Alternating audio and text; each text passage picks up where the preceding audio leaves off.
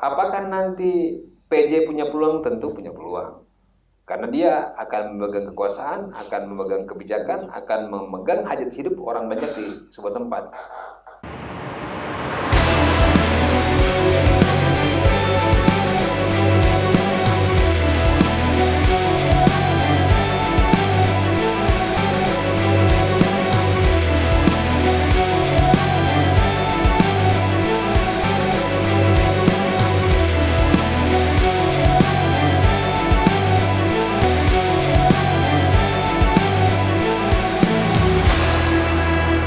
Selamat datang. 1 bulan kita libur ya? Ya, lumayan lama juga. Ya, kita konsentrasi buat ibadah dan mengistirahatkan diri dari berbagai macam isu politik. Tapi bukan istirahat mungkin, Bos. Apa itu? Mungkin ada sedikit istirahat dalam kategori ini, tapi untuk isu-isu tetap masih Hibernasi namanya. Oh iya betul. Itu tapi menghubungkan diri. Kita istirahat dari peralatan politik, tapi terus mengamati perkembangan politik ya. Tunjukkan ibadah. Mana gue? Oh, coba ambilkan kita. Masa Lebaran tidak ada kue? Coba ambilkan kita kue. Mana kue tulis? Suasana Lebaran ini. Suasana Lebaran ini. Suasana Lebaran. Tapi sebenarnya sudah lewat, Bos, karena sudah lewat 1 minggu. Nah, yang namanya Kan Lebaran bulan Syawal. masih bulan ini. Oh iya iya. Ini dia. Apa ini? Ada apa nih? Boy. Ada kacang dan ada? Kayaknya kue keras itu. Harusnya ya. Namanya kue keras. Tapi kita kan tidak lagi safari Ramadan ini. Ini safari apa nih? Safari Pasca Lebaran. Safari Lebaran. Safari Lebaran. Jadi kita sambil ngobrol sambil dinikmati ya. Iya betul. Pilih saja ada kacang, ada gitu. Tapi ngomong-ngomong ini dari suasana Lebaran kan pengamatan kemarin saya juga tentang isu-isu yang berkembang ini tentang masalah politik. Apalagi kan sekarang sudah mau dekat pemilihan. Itu ada beberapa yang saya lihat itu mungkin bisa ditampilkan. Tapi bentar dulu. Sebelum kita tampilkan, data yang menampilkan ini. Oh iya iya. Kita mau ucapkan Allahu minna wa minkum, siyamana wa siyamakum, minal aizin wal faizin. Selamat merayakan Hari Raya Idul Fitri 1 Syawal 1443 kepada kita yang ada dalam ruangan dan semuanya dan semua orang yang menyaksikan tayangan video ini.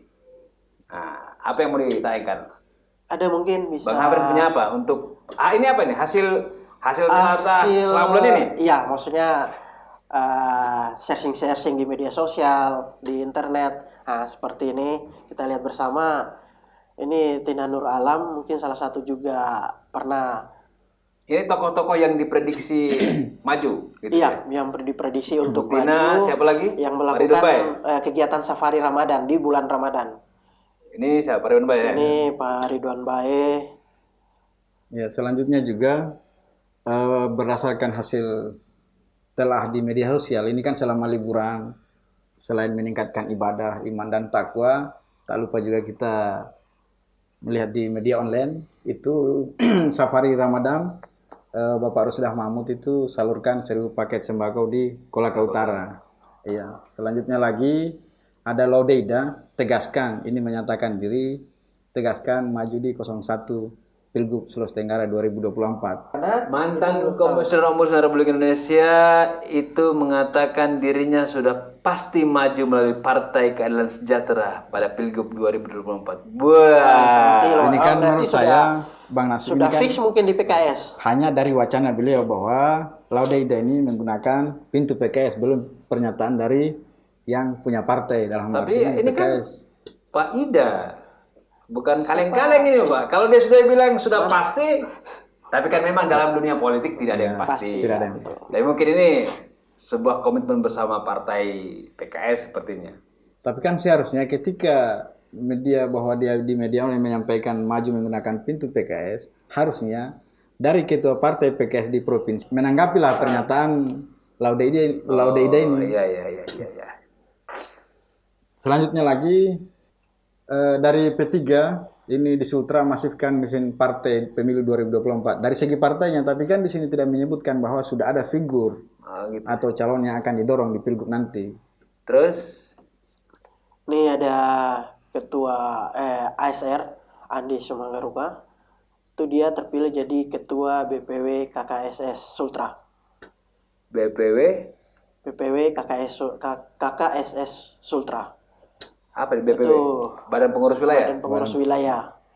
Kerukunan Keluarga Sulawesi Selatan. Sulawesi Selatan yang ada di Sulawesi yang Tenggara. berdomisili di Sulawesi Tenggara.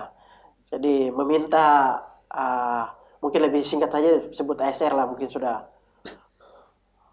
Selain dia jadi ketua DPW KKSS Sulawesi Tenggara juga, ini ASR Bagus banget juga. bagi sembako Bagi juga. sembako. Bahkan Tapi kayaknya diingat lagi. bukan dari Safari Ramadan, mungkin sebelum-sebelumnya juga pernah ada kejadian-kejadian pembagian sembako. Ya. Ini apa? Ini Pak Lukman Abu Nawas buka layanan umroh, pembayaran biasa bisa dicicil. Bukan, ini bukan Pak Lukman ini, Lukman Abu Nawas Center. Oh, Lukman Abu LA Nawas Center Center. LA berarti. Center ini. Bukan Bukan Pak- layanan bukan. umroh. Nah, Pembayaran bisa dicicil. Wih, kita bisa mendaftar ya? sepertinya bisa. Ada yang mau umroh? Kita bisa cicil. Tapi kan jangan sampai pakai agunan, biasanya cicil ini kan pakai jaminan Bang, di sini. Nah, itu lagi masalahnya ini. Nanti kita cari tahu apakah itu pakai agunan atau apa itu. Ini juga salah satunya juga Safari Ramadannya di Kota Kendari, yaitu PDIP Sultra membagikan ratusan paket sembako untuk kaum duafa. Nah, ini Bupati Konawe bagi sembako juga di warga Kota Kendari, Pak Keri Saiful Kongguasa. Ya, anak kita juga apa ini? Mau mengucapkan turut berbela-sungkawa atas kepulangan anak mantu ya. Iya, anak yang mantu dari berpulang dalam proses melahirkan. Artinya kita juga turut berduka cita lah atas musibah yang Innalillahi wa inna menimpa ilaihi raji'un. beliau. Mudah-mudahan keluarga yang ditinggalkan diberikan kekuatan gitu. Sampai kita kirimkan doa lah, mudah-mudahan keluarga yang ditinggalkan bisa kuat ya kan.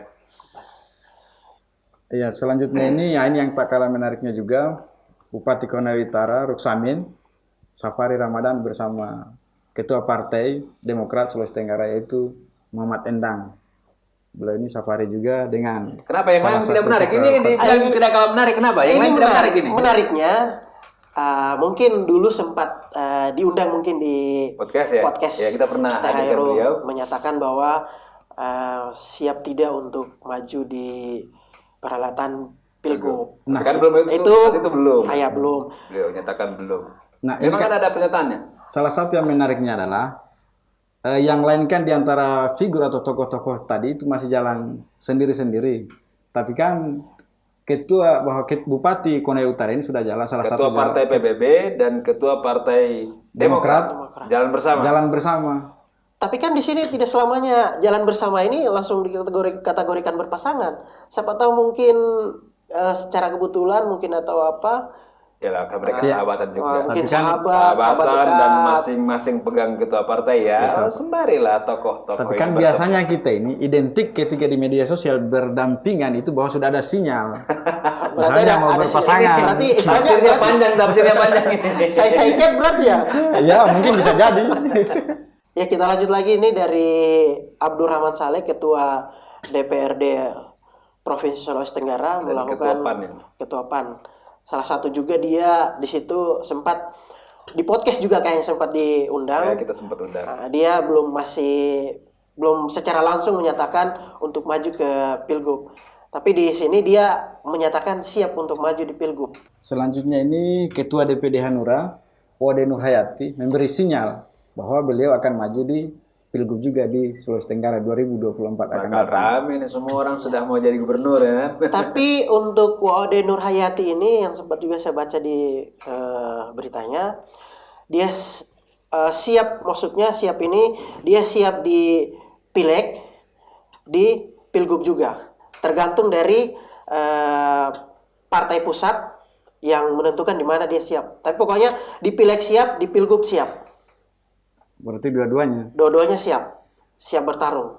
Tapi lumayan juga hasil telah kawan-kawannya. Jadi ada yang giat dengan safari Ramadan, bagi-bagi sembako. Ada yang sibuk mengeluarkan pernyataan kesiapan.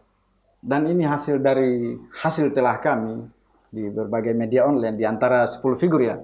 Iya, 10 Pengabdian. figur. 10 figur, 3 tambahan yang menyatakan 10 sikap. figur yang apa nih?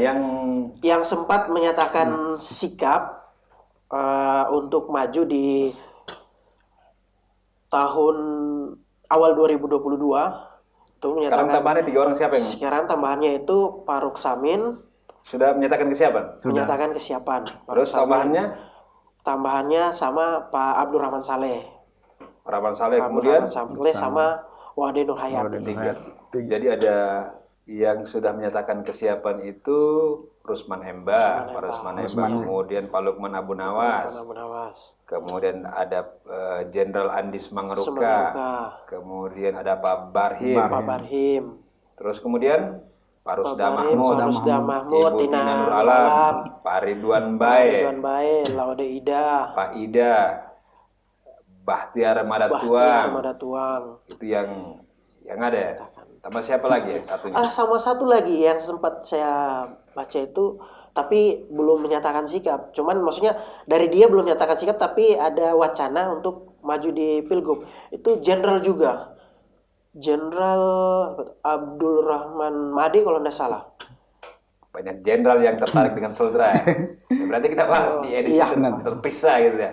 Kenapa Sultra ini menarik para bintang-bintang dari Jakarta untuk bertarung di Sulawesi Tenggara? Nanti ada pembahasan tersendiri. Kayaknya menarik gitu. Apa yang terjadi di Sultra ini sampai ketiga jenderal ini untuk bertarung di Sultra? Pasti ada alasannya kan. Mau tahu alasannya? Nanti kita bahas. Lepas dari pembicaraan jenderal ini yang menarik di Sultra, mungkin dari tanggapan Bang Naslim masalah yang safari kegiatan-kegiatan Ramadan itu dari para calon ini apakah sangat efisien untuk melakukan itu atau tidak? Ya tentu pasti ada manfaatnya kan.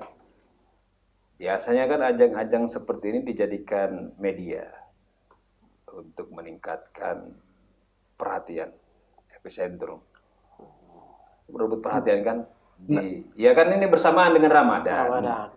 Paling tidak kalau saya sebagai seorang politisi tentu kan, satu, terlepas mereka bilang ini ikhlas ataupun ini keluar dari lubuk hati yang paling dalam tanpa tendensi apa-apa, dalam konteks politik itu semua bisa dinilai sebagai bagian untuk memprofilkan diri di hadapan atau di depan atau di mata masyarakat.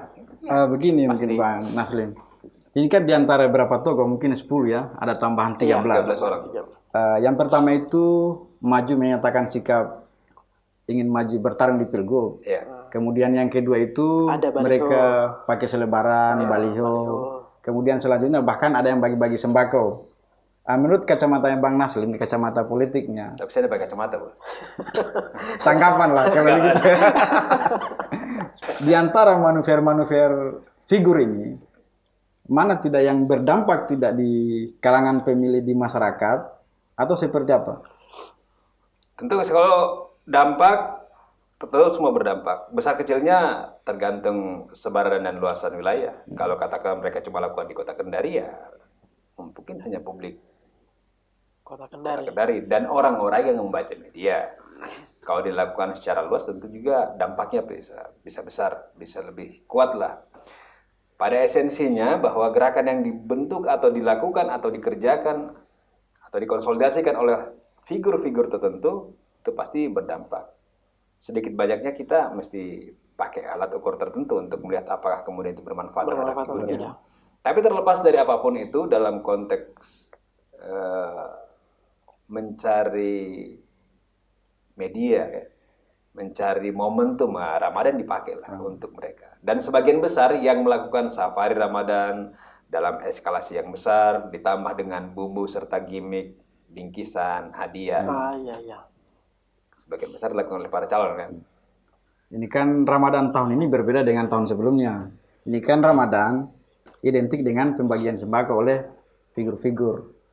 Menurut Bang Naslim, di antara figur yang baik melakukan kampanye media sosial, menyatakan diri kemudian bahwa bagi-bagi sembako, siapa kira-kira salah satu figur atau calon yang memiliki kans di pandangan Bang Naslim di antara apa figur dulu ini? bahwa layaklah untuk memimpin Sulawesi Tenggara atau misalnya dia layak untuk mencalonkan diri sebagai gubernur Sulawesi Tenggara. Kalau kita bicarakan potensial peluang, tentu semua punya peluang. Nah, kalau ditanyakan yang paling besar, ya kita butuh alat ukur. Kebiasaan kita kan selalu ada namanya survei. Survei, ya. Mudah-mudahan kita bisa lakukan survei terbuka, nanti kita umumkan ke publik. Namun kalau dalam kata data atau kata informasi atau sumber data atau sumber informasi, di antara mereka rata-rata sama lah gerakannya. Tidak ada yang lebih dari yang lain karena si A menggunakan sembako, si B gunakan pertemuan sosial, si C nyatakan diri untuk maju di perhelatan, itu dia. Namun kita kan kemarin punya beberapa parameter ukur. Yang pertama, dia punya partai. Kemudian kalau katakan dia mantan kontestan atau incumbent, tentu dia punya peluang lebih besar. Yang ketiga, mereka bentuk tim. Kalau mereka sudah bentuk tim, tentu juga nilainya akan berbeda. Nah, kemudian mereka sudah pasang baliho secara masif di beberapa tempat, beberapa tempat lokasi. Kalau saya melihat bahwa ini seperti disampaikan Bang Naslim tadi, bahwa kan ada yang ketua partai dan bahkan ada juga yang bukan ketua partai. Menariknya di Sulawesi Tenggara adalah ini kalau dari kacamata saya melihat bahwa justru sekarang yang masih bergerak itu yang bukan dari ketua partai. Contohnya Andi Sumangeruka. Beliau kan bukan ketua partai. Ya. Tapi kan mungkin juga beliau yang sering kita dapat di mana-mana. Ada juga memang bahwa termasuk juga Kiri Saiful Kongkwasa. Bukan ketua partai, tapi gerakannya juga sama lah, lumayan. Ya, tapi kan itu sudah jadi hukum mutlak kan. Maksud saya begini, bagi yang belum punya partai, itu tanda kutip bukan tidak punya partai. Belum punya partai karena tidak pegang partai. Ada calon yang sudah sosialisasi, kebetulan dia ketua DPD di Sultra kan? Kan itu pembedaannya saja. Tapi sejatinya mereka saya yakin juga punya komunikasi. Tapi kalau bagi yang belum punya partai terus kemudian dia getol, tentu harus. Karena ya pasti untuk meningkatkan elektabilitas di mata partai. Nah, partai-partai ini kan dalam nilai mereka ada syarat. Syaratnya itu selalu elektabilitas. Jadi ya mereka pasti getol untuk melakukan gerakan-gerakan supaya masif dan punya nilai yang bagus untuk direkomendasikan oleh partai. Berarti tidak menutup kemungkinan bahwa ketika ketua partai yang tidak menjamin untuk mendapatkan pintu partainya. Tentu. Bisa jadi tergantung bahwa elektabilitas yang paling politik, semua hal bisa berubah. Kadang-kadang kan begini, ada orang yang digadang-gadang dia jadi calon partai tertentu. Tapi pada akhirnya partai merekomendasikan sesuatu yang berbeda. Cuma memang nilai plus bagi kandidat figur tokoh yang sudah punya partai, itu bisa jadi tiket emas. Ada nilai plusnya di situ. Ada nilai plus. Misal Pak Barhim dari P3 atau Pak Lukman Abu Nawas dari PDIP. Atau siapa lagi? Pak Rahman Saleh dari PAN. Dari PAN. PKB. Paruk Samin. Paruk Samin PBB. Tentu mereka akan menjadi orang-orang yang diprioritaskan. Kalau saya tidak salah, partai biasa mensyaratkan ada kursi dan ada figur. Dua hal ini tercukupi, saya yakin partai akan merekomendasikan kepada figur-figur di internal mereka. Kecuali partai yang tidak punya figur, tentu mereka akan mencari. Nah, sekarang semua orang berlomba, yang punya partai terjun untuk perspektif 2024, yang tidak punya partai juga lebih getol. Genjot lagi, lebih lagi menggenjot. Menurutnya Bang Naslim, ini kan pencalonan di Pilgub ini lebih rame. Mana kalau tanggapannya Bang Naslim, ini kan masih jauh. Ya kurang lebih 2 tahun lah. Berbeda dengan periode sebelumnya.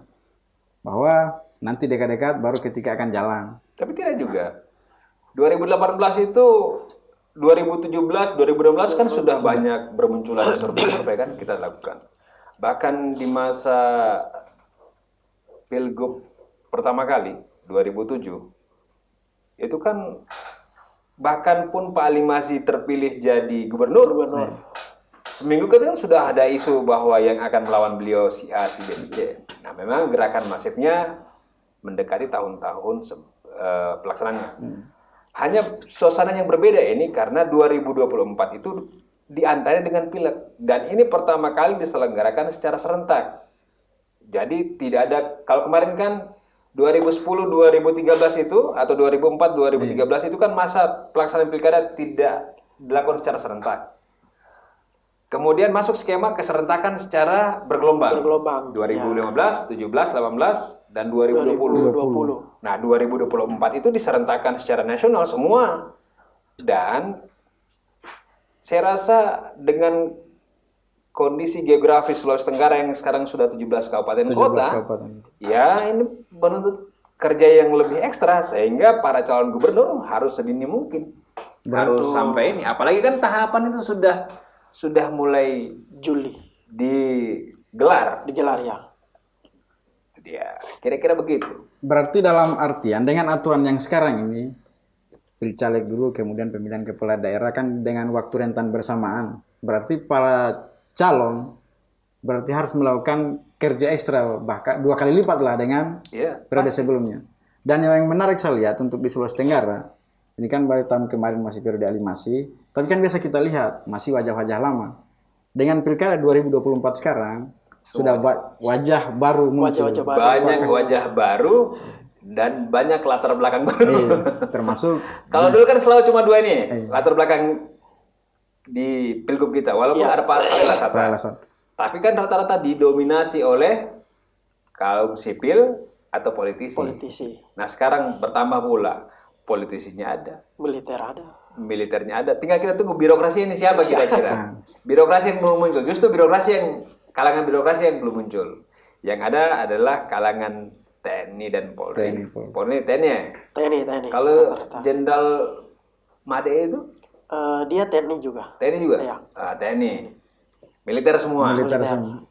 Ditambah dengan politisi-politisi yang sudah lebih dulu ada. Jadi ya paling tidak ini menambah varian, menambah rasa, menambah keragaman, menambah jumlah calon yang banyak. Ya supaya masyarakat tidak kehilangan figur lah. Banyak pilihan kan? Banyak pilihan, banyak peluang ya. Nah. Jadi pertarungan semakin sengit. Justru akhirnya ketika banyak pilihan, masyarakat bingung mau pilih yang mana begitu. Itu lagi. Tidaklah, saya pikir masyarakat tidak akan bingung. Memang pertarungan ke depan itu kan akan diawali dengan pileg untuk menentukan. Jadi undang-undangnya menyebutkan hasil pileg lah 2024 yang menjadi dasar pencalonan di 2024. Jadi ada di Februari itu ada pemilihan secara nasional, DPD, DPR RI, dan Presiden. Kemudian itu Februari, November baru kepala daerah secara keseluruhan. Ya, gubernur dan wali kota, bupati. Ya, sebagai seorang calon ya harus bisa memanfaatkan semua momen. Mau Ramadan, mau ulang tahun, mau apa, semua harus bisa dimanfaatkan. Jadi setiap begini, waktu berarti harus dimanfaatkan momentum. Begini nantinya Bang Naslim, berarti menurutnya kita ini nanti kan dengan tahun bersamaan antara pileg dengan pemilihan kepala daerah. Berarti bisa jadi pileg rasa pilkada, pilkada rasa pileg. Tentu. Tapi nanti akan kentalnya adalah pileg itu rasa pilkada.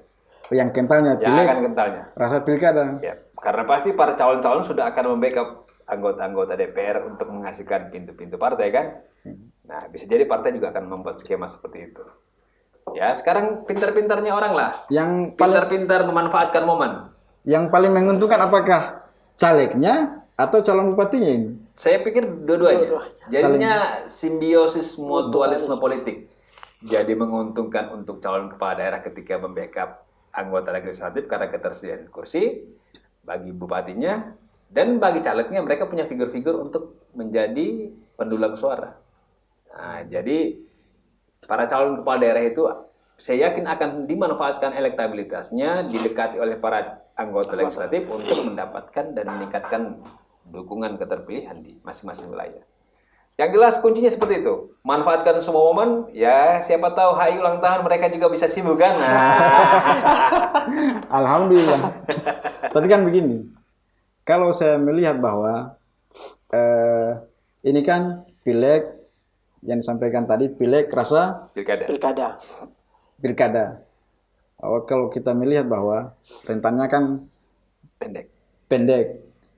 Ini kan rata-rata akan calon kebanyakan memang dari ketua partai, salah satunya. Yang ini lain figur yang non partai. Ya. Berarti dalam artian bahwa ketika ada figur ingin mencalonkan di gubernur, ketua partai lah, tanda kutip, bahwa ketua partai A, B, C, dan ini, berarti ketika dipilih, mereka ini harus kerja keras atau kerja ekstra untuk memperjuangkan juga membantu pileknya, bisa dapat satu tiket pintu lah. Iya, harus begitu. Dan memang itu harus yang dikerjakan. Tapi sambil makan-makan kuenya. Jadi kira-kira begitu sejumlah tokoh-tokoh ini ya tetap akan memanfaatkan semua momen yang ada. Saya rasa ini sudah menjadi gerakan yang lumrah lah. Sembari momentum harinya ya berikut kegiatannya masuk. Ya namanya politik, terlepas dari yang saya ungkapkan sebelumnya, mau niatnya tulus, mau niatnya tidak ada apa-apa, tidak ada tendensi, ya kalau sudah masuk di wilayah politik ya kita harus bisa delay. Semua orang harus bisa sadar bahwa konten yang mereka bawa pasti berhubungan dengan nilai-nilai politik. Apalagi nanti kan 2023 ini kan masa para kepala daerah itu habis. Akhir masa jabatan itu di 2022-2023 untuk semua kepala daerah, rata-rata seperti itu. Karena kita saja Sultra, di tahun ini ada 7 kan? Nah, ini dia 7 kabupaten kota, 2002 berakhir masa jabatannya, Buton Selatan, Buton Tengah, Muna Barat, Bombana, Kolaka Utara, Buton, dan Kota Kendari. Berarti yang akan awal itu Buton Selatan, Tengah, Muna Barat, 22 Mei. Ini masa jabatan yang akan berakhir 2022 diawali 3 daerah. Kemudian Bombana 22 Agustus, Kolaka Utara 22 Agustus, Buton 24 Agustus. Jadi ada 3 edisi. Ada Mei, Agustus sama Oktober. Kota Kendari 9 Oktober 2022 itu sudah akan diisi. 7 daerah ini akan diisi oleh PJ. Yang 2023 1 provinsi 3 kabupaten. Jadi ada Sulawesi Tenggara ya. Provinsi Sulawesi Tenggara itu tanggal 5 September. September 2023, Kabupaten Konawe 24 September 2023, Kota Bau-Bau 24 September 2023, dan terakhir Kabupaten Kolaka 19 Januari. Ini Kolaka ini 2024 dia. 15 Januari 2024. Masih panjang lah. Pak Sampai masih panjang. Tapi Pak Monianse tahun depan sudah selesai. Dia tinggal setahun. Konawe juga tinggal setahun pakai riset berkuasa. Pak Ali Masjid juga tinggal setahun. 5 September 2023. Yang menariknya saya lihat ini kan mungkin sejarah terjadi. Ketika Pilkada 2024, 11 daerah itu bupatinya itu pelaksana jabatan atau pelaksana tugas. Selanjutnya itu, ini menurut isu bahwa PJ ini atau pelaksanaan penunjukan PJ memang secara aturan bahwa diusulkan oleh gubernur, kemudian disetujui atau disepakati oleh Mendagri. Tapi menurut isu bahwa PJ ini betulkah diatur oleh partai PDIP atau dalam artian partai penguasa pemerintah sekarang? Menurut tanggapannya Bang Naslim bagaimana? Berani sekali menuduh ya. Ini kan hanya menuduh isu. Ya, memaparkan isu yang ada. Mengait-ngaitkan. Karena partai penguasa PDI Perjuangan, maka semua itu bisa dikendalikan oleh PDI Perjuangan. Ini kan debatable. Tapi pemerintahan kita mesti percaya bahwa tetap akan menjalankan fungsi pemerintahannya. Walaupun tanda kutip namanya keputusan politik tentu akan dipengaruhi oleh fakta-fakta politik. Benar tidaknya nanti kita akan lihat apakah itu memang betul-betul menguntungkan partai tertentu. Misal yang lagi disorotkan ini bahkan menjadi isu nasional itu adalah ini menguntungkan PDI Perjuangan. Iya. Ya, betul. Karena nanti bisa diatur dan ya kita ngertilah Indonesia seperti apa. Tapi itu asumsi, kita mesti katakan itu adalah asumsi, perkiraan, pandangan dan pendapat orang. Benar tidaknya itu di luar batas kewenangan kita untuk mengatakan apakah ini seperti ini atau seperti itu. Namun yang bisa kita maknai bahwa PJ ini dengan berakhirnya masa jabatan tentu akan dinahkodai oleh para pejabat eselon yang sudah memenuhi syarat memimpin daerah itu selama kurun waktu tertentu lah. Yang paling lama kan 2022 ini, ya setahun lebih lah sampai masa pemilihan, ya mungkin 2 tahun. Lumayan lah. Lumayan untuk menghilangkan nama orang. Berarti tadi bahwa ini bahwa memang hanya isu, tidak ada keterikatannya bahwa dari partai. Ya, yang berkembang di masyarakat seperti itu. Jadi tuduhannya itu dihubungkanlah karena PDI Perjuangan adalah partai penguasa, maka semua bisa diatur oleh PDI Perjuangan. Tentu tidak. Saya yakin mekanisme pemerintahan dan birokrasi itu ya ditangani oleh pemerintah. Yang itu kan cuma asumsi dan kekhawatiran kelompok-kelompok dan kaum tertentu bahwa itu akan menguntungkan. Tapi kan ya kita tetap percayalah kepada pemerintah akan menjalankan fungsi-fungsi kepemerintahannya terkait dengan kebutuhan-kebutuhan daerah. Yang sebenarnya akan menjadi perhatian kita pada wilayah politik adalah ini kan selalu berkaitan dan sebagian besar ini kan baru satu periode. Taruhlah kita bicara masalah Haji Arusani di Buton Selatan, itu baru periode pertama. Melanjutkan ada PJ-nya, beliau juga melanjutkan masa kepemimpinan di sana dari wakil masuk ke 01 jadi bupati. Kota Kendari, Pak Zulkarnain menggantikan Bapak Adriatma Putra yang berhalangan memimpin. Itu juga statusnya dari wakil ke wali kota. Itu masih butuh 2 periode lagi. Kemudian Samahudin, dia juga masih ke periode kedua. Bapak Ahmad Lamani, wakil dari Parajin Tumada di Muna Barat. Parajin kemarin ikut tarung di Pilkada Muna dan belum terpilih. Dilanjutkan oleh Pak Ahmad Lamani. Apakah Pak Ahmad Lamani akan mencalonkan diri? Kita tidak tahu seperti apa di Muna Barat. Tapi ini kan memantik berbagai macam isu, skenario, perspektif orang-orang yang ada di daerah-daerah tersebut atau di elit kita. Nah itu yang banyak jadi bahan pertanyaan dan perkiraan. Berarti bisa jadi juga bahwa mungkin bisa jadi juga bahwa isu ini bagian dari politik juga. Bisa jadi, semua kan namanya politik kita tidak mengerti. Apapun bisa terjadi. Apapun bisa terjadi, skenario apapun bisa saja terjadi. Kadang kita bercerita bahwa air ini tenang, ternyata di dalam itu bergolak dan berproses. Akan memunculkan berbagai macam ini. Bahkan yang terbaru ini kan kalau tidak salah sejumlah nama tentang pelaksana itu juga muncul ada sempat media sosial itu. Ada kan? Bagaimana tanggapan Bang Nasri mungkin tentang masalah beredarnya nama-nama para pejabat? Nah, tersebar sejumlah nama PJ Bupati di Provinsi Sulawesi Tenggara. Khususnya 3 kabupaten kota yang Buton Selatan, Buton Tengah, sama Muna Barat. Secara umum kan nama-nama untuk yang diusulkan untuk jadi PJ ini kan sangat rahasia. Kenapa sampai bisa tersebar gitu? Bang Hafren di masa 4.0 ini, di masa keterbukaan informasi yang begitu tinggi, semua bisa terjadi. Informasi hari ini itu bukan milik elit saja. Kalau zaman dulu kala itu masih bisa jadi rahasia negara atau rahasia perusahaan atau rahasia institusi. Nah, sekarang tidak. Teknologi ini membuka banyak ruang di publik, termasuk informasi-informasi yang classified atau rahasia atau untuk sifatnya tertutup, itu besok bisa ada di publik. Nah contohnya itu dia, baru diusulkan tapi sudah ada di publik. Nah itu bagian dari canggihnya teknologi saat ini, makanya jangan macam-macam. Tapi begini, Bang Nasir, apakah nama-nama ini sudah paten atau sudah sah untuk yang misalnya dari gubernur, nama-nama ini yang diajukan ke Mendagri, atau cuman wacana-wacana dari media-media sosial saja?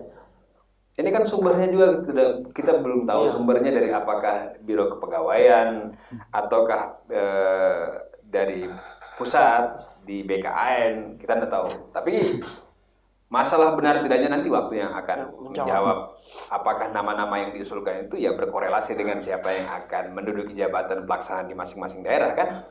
Berarti begini mungkin Bang Naslim. Ini kan bahwa dia bocor, berarti ada bocoran, mungkin bisa jadi. Ini kan tapi pertanyaannya bahwa berarti ketika bocor bahwa tentang PJ ini berdampak dengan Pilkada 2024. Seperti? Semisal, kan pasti ada kepentingan selain menjadi bupati. Ini kan pasti dibungkus karena dengan banyaknya PJ untuk di Sulawesi Tenggara ini kan ada 11. Jangan sampai bisa jadi waktu PJ ini kan agak lama lah, ada yang lebih, bahkan hampir 2 tahun. Bagaimana dengan pengaruh PJ ini? Apakah bisa misalnya dengan pejabat daerah di setempat ini apakah berpengaruh terhadap pilihan-pilihan masyarakat dengan hadirnya PJ ini? Kita bicara 2 hal dulu. Kita bicara pemerintahan. Kalau berpengaruh terhadap masyarakat pasti berpengaruh karena berganti kepemimpinan. Pimpinan. Tapi kalau kita bicara aspek politik ya berpengaruh atau tidaknya sangat tergantung dari incumbent atau PJ yang melepaskan jabatannya kan. Ini kan sebenarnya apakah para bupati yang diisi oleh PJ itu masih langgeng di masyarakat kan? Seperti itu pertanyaannya. Apakah misal nanti Buton Selatan Haji Arusani masih tetap akan terpilih atau elektabilitas mereka terjaga?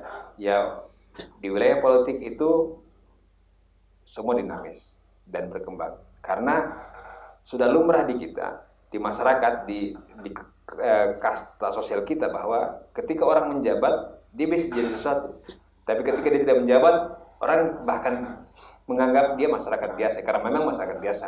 Berarti dalam artian ini PJ ini berpeluang tidak untuk jadi kepala daerah?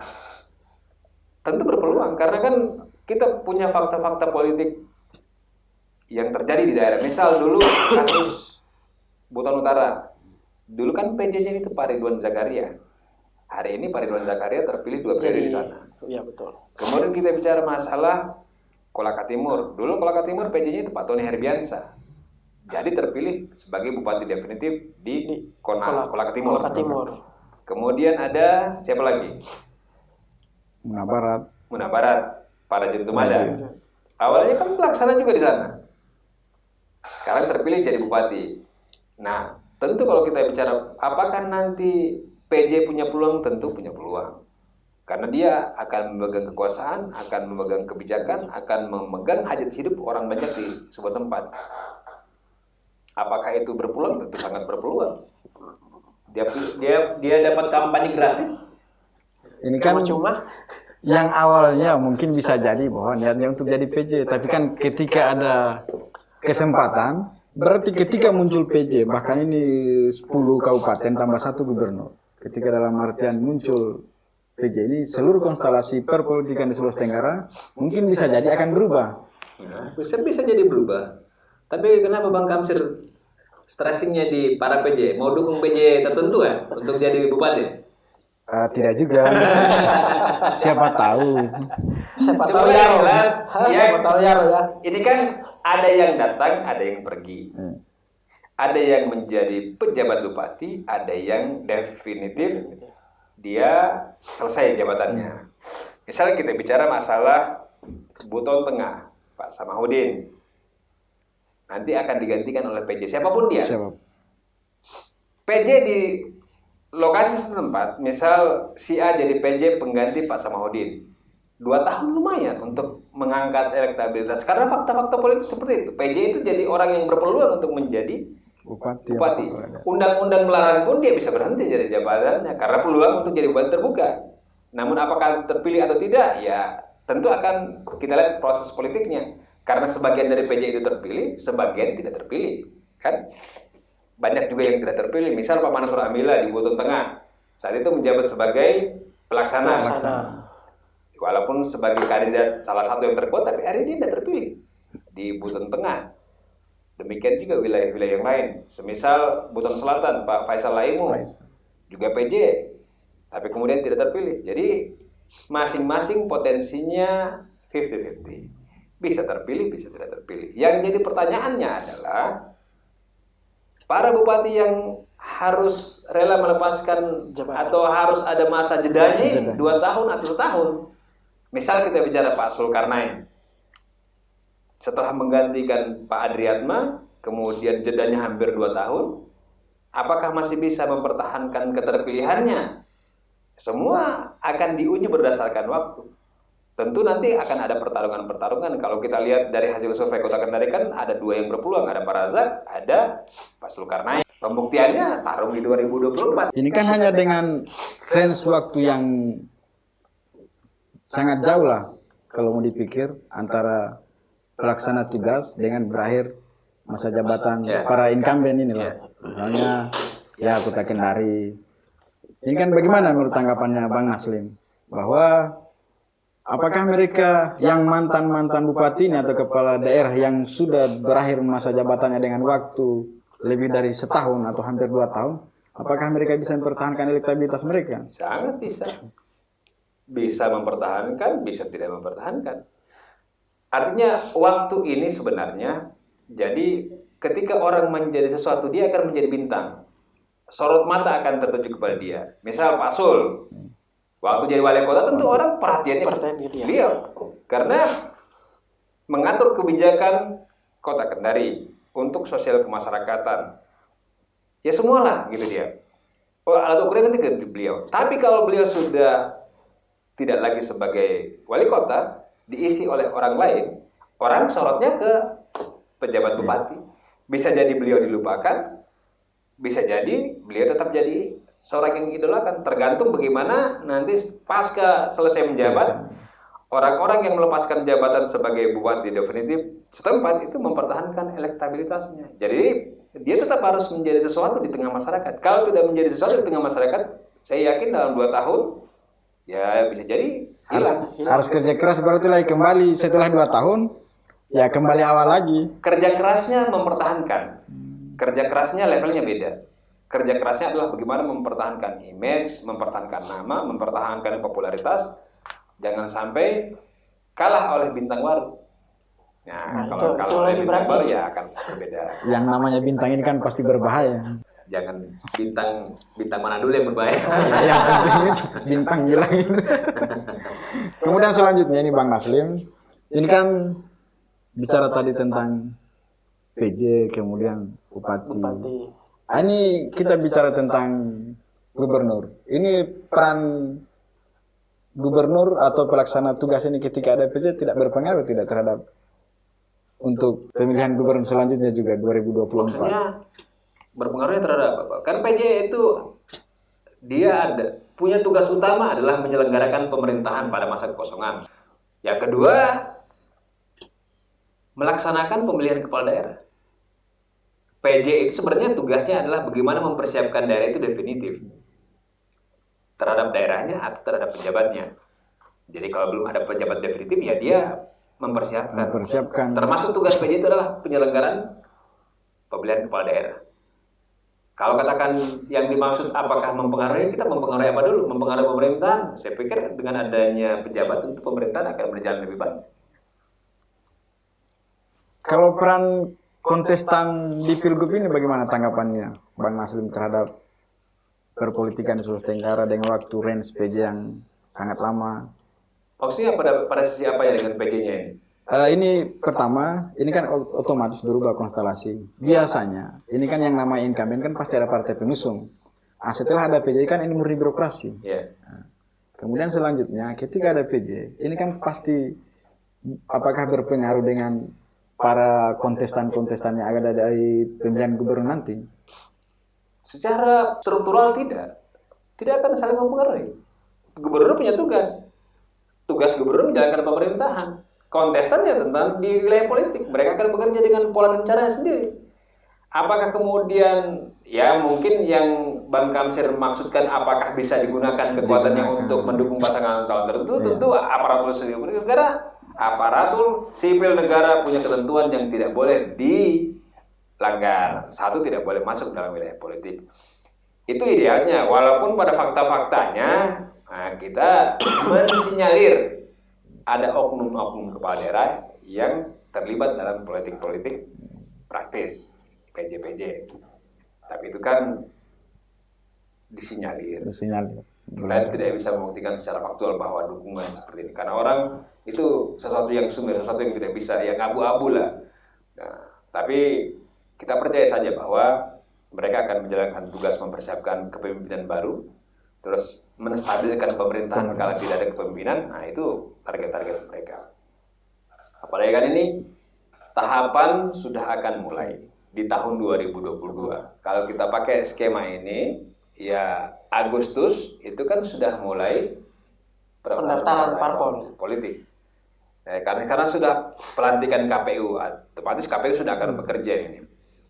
Kalau katakan kita berdasarkan skema ini, itu tanggal 1 sampai 14 Mei pendaftaran bakal calon anggota DPD, anggota DPR dan DPRD itu bulan Mei. Jadi setahun dari sekarang, ini kalau kita berdasarkan skema ini, setahun dari sekarang sudah ada pendaftaran calon anggota DPD, DPR RI, DPR. DPRD gitu. DPRD provinsi. Itu sudah didaftarkan di KPU. Artinya sebelum itu sudah ada proses seleksi secara internal. Nah, itu dia. Artinya ya bersiaplah, genderang perang ini sudah akan ditabuh. Mau tidak mau harus persiapkan diri para Ya pasti ada calon-calon setahun lah ini, kan. sudah. Saya yakin tidak akan jauh dari skema yang ditawarkan oleh KPU. Karena ini kan skema yang ditawarkan oleh KPU kalau saya tidak salah. Itu dia. 14 Februari itu 2024 sudah hari penghitungan suara. Ini kan. Nah, skema ini menentukan bagaimana orang bekerja. Termasuk diantaranya yang kita sempat bahas adalah orang-orang memanfaatkan situasi Ramadan. Nanti Ramadan tahun 2023 itu jadi Ramadan politik paling kencang gitu ya. Berarti paling ramai sembako. Itu suasananya lagi sudah lain berarti itu Bang. Nanti tarawih politik. Artinya ya sudah, semua orang yang punya niatan berniat menjadi kepala daerah, berniat menjadi anggota legislatif baik di tingkat nasional maupun lokal, ya harus mempersiapkan diri. Nanti cerita ujungnya adalah pemilihan anggota legislatif rasa pemilihan kepala daerah, ya akan seperti itulah dinamika dan proses yang akan terjadi di suasana ini. Tapi kita ingin tegaskan bahwa hasil itu sangat terkait dengan proses. Jadi kalau prosesnya bagus, tentu hasilnya juga tidak akan lari jauh dari itu. Artinya sangat sedikitlah yang kemudian tidak sesuai dengan ekspektasi. Karena usaha di dalam wilayah politik itu sangat menentukan hasilnya seperti apa. Itu yang akan kita lihat ke depannya. Ini diskusi di bulan Syawal, diskusi santai tapi hangat sedikit. Suasana lebaran. Suasana lebaran. Jangan terlalu serius, tapi sudah harus prepare. Nanti kita terus mengamati perkembangan yang ada dan dinamika politik di Provinsi Sulawesi Tenggara, baik itu level anggota legislatif ataupun para calon kepala daerah.